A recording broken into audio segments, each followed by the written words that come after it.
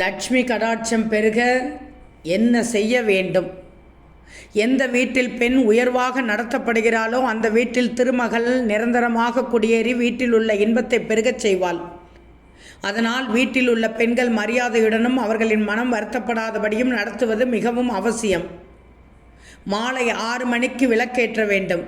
காலை பிரம்ம முகூர்த்த நேரத்தில் வீட்டில் விளக்கேற்றி வைப்பது இன்னும் விசேஷம். செவ்வாய் வெள்ளிக்கிழமையில் பஞ்சமுக விளக்கு ஏற்றணும். ஒரு குத்து விளக்கில் உள்ள 5 திரிகள் வைத்து விளக்கெண்ணெய் அல்லது நெய் ஊற்றி விளக்கேற்றினால் சிறந்த பலன் தரும்.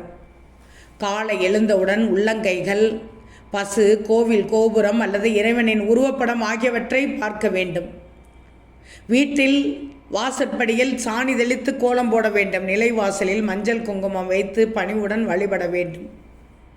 வீட்டிற்கு வெளியே நெல்லி மரம் வைத்து வளர்க்கலாம். அப்படி வளர்க்க முடியாதவர்கள் கைகளில் மருதாணி வைத்து கொள்ளலாம். வீட்டில் மருதாணி செடி வைத்தும் வளர்க்கலாம். மகாலட்சுமிக்கு மருதாணி படைத்து வழிபட்டு விட்டு அந்த மருதாணியை அக்கம் பக்கம் வீட்டில் இருப்பவர்களுக்கு தானமாக கொடுக்கலாம். இதனால் மகாலட்சுமி மிகவும் மனம் மகிழ்வதாக சொல்லப்படுகிறது. வீட்டின் பூஜை அறையில் சங்கு, தாமரைப்பூ வைத்து வழிபட வேண்டும். மகாலட்சுமிக்கு துளசி இலைகள் படைத்து வழிபடுவது நல்லது.